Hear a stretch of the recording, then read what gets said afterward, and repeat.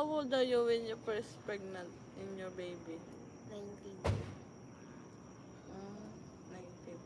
19. What grade you just done? And what is your course? HRS, Hotel and Restaurant Management. Then you're here, the Angeles, you work as on the bar. You're not thinking all about your studying. I think, iniisip ko minsan, gusto ko minsan mag-aral ulit. Para, magkaroon ng mas maganda pang trabaho. Why you wasting all? Because I'm excited to, kumita ng pera. Para mabili yung mga gusto Excited ko. to have a baby?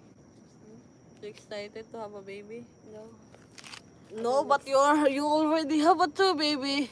I don't expected that. You didn't expect it, but you love the sex, Sino ba yung gusto? right? You're not expected, but you truly love the sex.